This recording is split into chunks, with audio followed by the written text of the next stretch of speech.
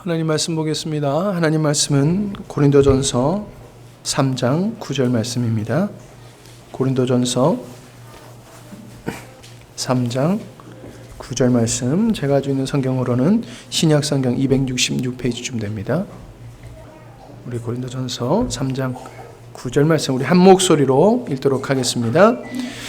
우리는 하나님의 동력자들이요 너희는 하나님의 밭이요 하나님의 집이니라.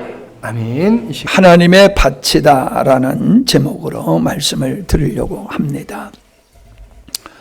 그동안 하나님인 어떠한 분이신가, 하나님은 사랑이시다라는 말씀을 몇 주에 걸쳐서 나눴는데 다들 은혜를 받으신 것 같아요.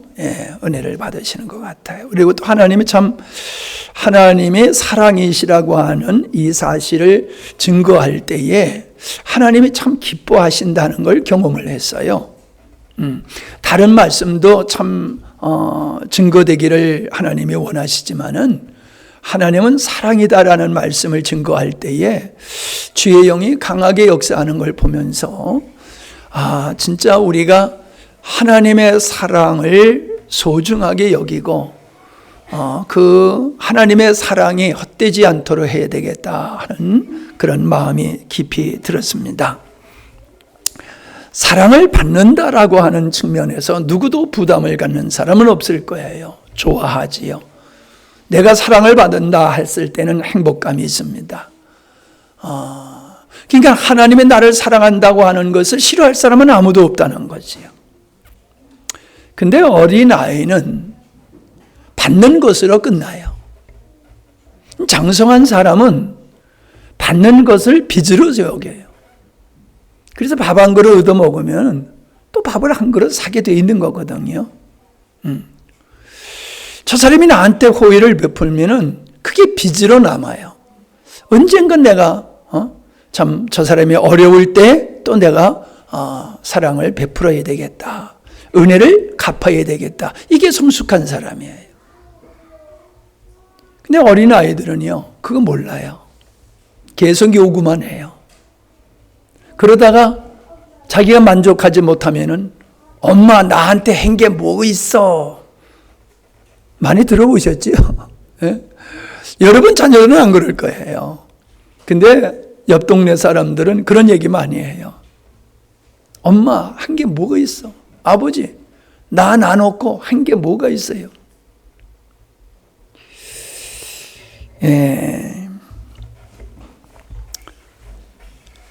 어떻게 생각하느냐에 달려서 나를 낳아주신 자체가 감사할 수가 있어요. 어떤 사람은 자기를 낳고 버린 부모님을 장성해서 그 부모님을 용돈을 50만 원씩 꼬박꼬박 매달 드리는 분이 있더라고요.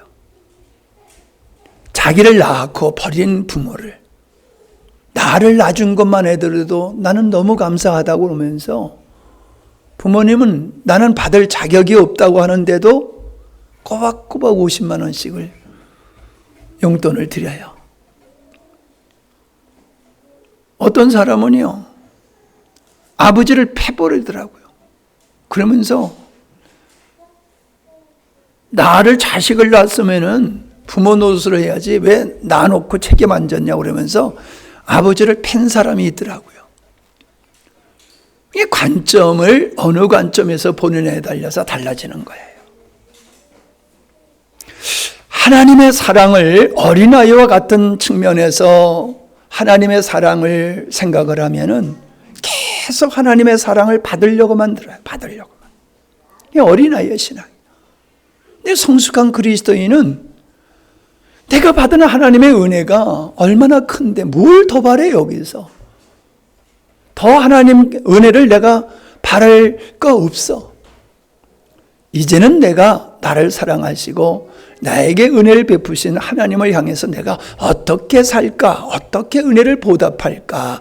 이걸 고민하는 사람이 성숙한 사람, 성숙한 그리스도인이다 라고 하는 겁니다.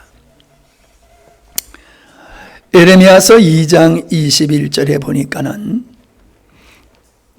나는 너를 특별히 고르고 골라 종자가 아주 좋은 참포도나무로 정성껏 심었거늘 어찌하여 너는 나의 기대를 거스르고 그처럼 못된 이방의 들 포도나무로 변해버렸느냐라는 말씀이 있습니다. 하나님의 은혜를 어느 민족보다도 특별히 받은 그 백성들을 하나님이 사랑했는데 하나님의 사랑을 그렇게 받고도 그들은 이방인들과 같이 우상을 섬겼다는 겁니다.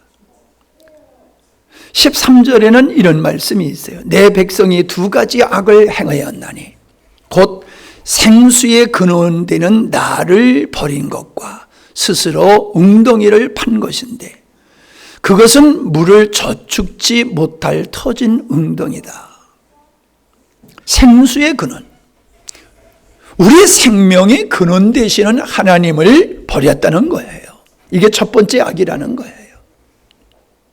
그리고 두 번째 악이 뭐냐? 물을 저축할 수도 없는 웅덩이를 파고 그걸 의지했다는 거지요. 제가 우리 친구를 만나서 수요일도 말씀을 드렸지만은 참 48년에 만난 친구에게 복음을 전했을 때에 제가 그 친구에게 그랬어요.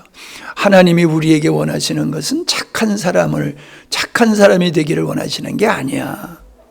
하나님이 우리에게 원하시는 것은 우리가 하나님의 자녀가 되어서 하나님을 사랑하는 것을 바라시는 게 하나님의 마음이거든. 그랬더니요,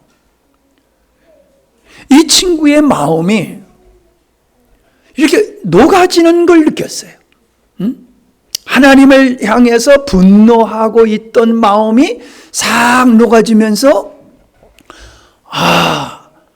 내가 하나님을 오해했구나, 이런 마음을 갖는 게 아주 눈에 보였어요.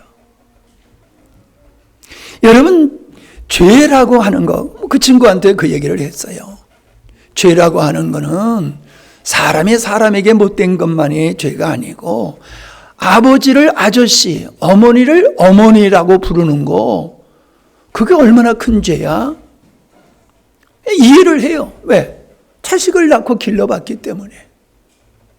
아무리 다른 좋은 일을 하고 훌륭하다 할지라도, 능력이 있다 할지라도 집에 들어와서 아버지를 아저씨하고 엄마를 아줌마 하면은 그거 다 소용없는 거거든요.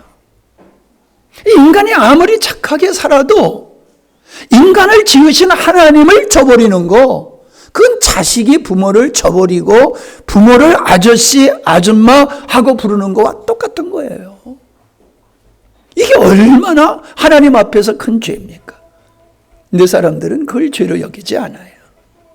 그냥 사람 앞에 착하게 살면 선한 사람, 천국이 있으면 그 사람이 갈 거야, 이렇게들 믿고 있어요.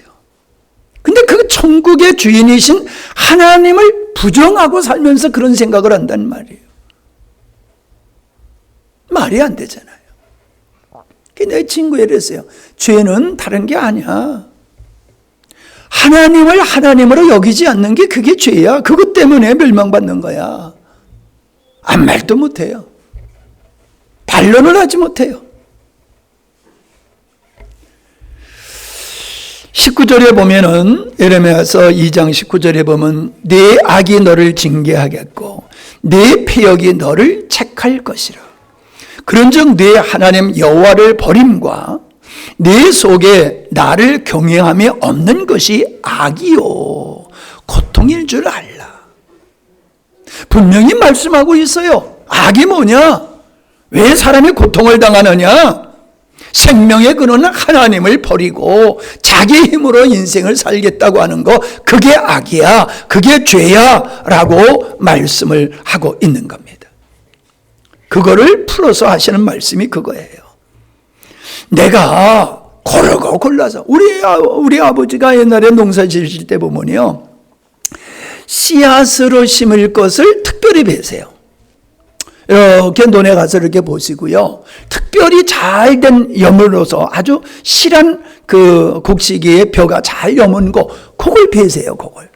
그걸 베가지고 그걸 씨로 삼아요. 씨로. 좋은 씨를 심으면은 다음에 농사가 잘 된다는 걸 아시기 때문에 특별히 농사가 잘 된 것을 베가지고 거기서 베서 씨 종자로 쓰시더란 말이에요. 지금 그 말씀을 하고 있는 거예요. 내가 고르고 골라서 좋은 종자를 골라가지고 아주 좋은 참포도나무를 내가 정성껏 심었어. 그리고 내가 잘 돌봐줬어. 그런데 그러면은 좋은 포도나무로서의 그 모습을 지니고 있어야 되고 좋은 포도를 열매를 맺는 게 맞잖아. 근데 너희들은 내가 좋은 포도나무를 심었는데 이게 들포도가 돼버렸어. 이게 어찌미냐 이거예요. 이게 어찌미냐. 이게 무슨 얘기예요? 내가 그토록 너희들을 사랑했고 사랑했어. 은혜를 베풀었어.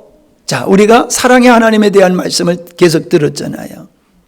하나님의 우리를 당신의 아들을 십자가에 못 박게 하기까지 하나님은 우리를 사랑하셨는데 그게 뭐예요? 아주 극상품의 포도나무를 얘기하는 거예요. 그런데 우리를 봤을 때에 하나님의 기대한 나무가 안 됐단 말이에요. 그렇게 은혜를 입고 사랑을 받았음에도 불구하고 하나님이 원하시는 그 참 포도나무가 아니라 들포도나무와 같이 되었다는 거예요. 자, 이걸 바꾸어서 얘기하면 이런 겁니다.